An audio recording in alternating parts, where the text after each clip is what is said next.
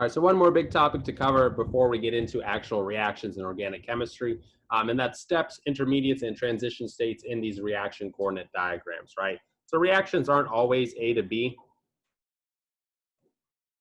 right? They're not always one step, right? Sometimes they're multiple steps, right? They can go from kind of A to B to C, maybe even further, right? 3, 4, 5 steps. So let's take a look at a reaction coordinate diagram, identify the parts and figure out what it means, right? So we have G over here, we have reaction over here. We're going to say that we have a molecule of AB over here plus C. And then our end products is going to be A, C plus B, right? So you can tell we've swapped out B and C. And so let's say our reaction coordinate diagram goes something like this, right? We can think about what all of these parts mean. So remember that the peaks of these hills, if you think about a ball being up there, it's not going to be very stable up there. It's going to roll up or down. And so these are transition states. And transition states basically don't exist for very long at all. We say that we can't isolate them.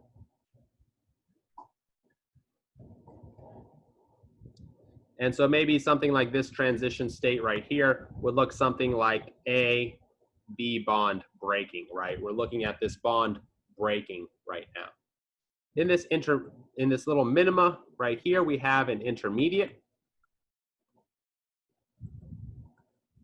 And an intermediate, it has a finite lifespan. So it exists more than just a tiny, tiny amount of time. And so most of the time we can isolate it. Sometimes they're still quite reactive. You can't really isolate it, but it lasts longer than, a fraction of a second.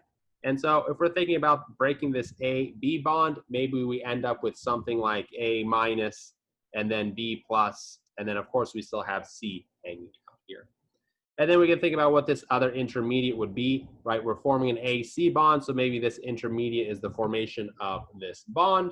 And then finally, we get down to the products, right? So some things we can tell about this, it's 2 steps, right? Here's one step, and then here's the second step. We can tell it's exergonic, right? We've got a negative delta G. And we can tell that the first step is longer than the second step because it has a much larger activation energy. So a lot of cool things you can tell from these reaction coordinate diagrams, and a lot of time and energy is spent plotting these out and figuring out what these values actually are. Just one little piece of note here. If we have G here, reaction here, A, B, right? We can say here that this transition state is closer to A. And so we say that it then looks more like the reactants.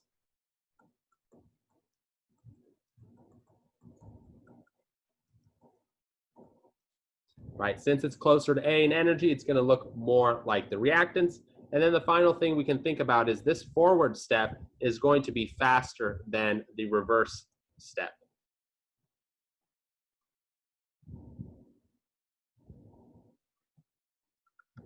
So for now, just be able to identify the parts of these reaction coordinate diagrams. And as we go through different kinds of reactions, we'll reference back to these reaction coordinate diagrams and think about what's going on in terms of thermodynamics and kinetics.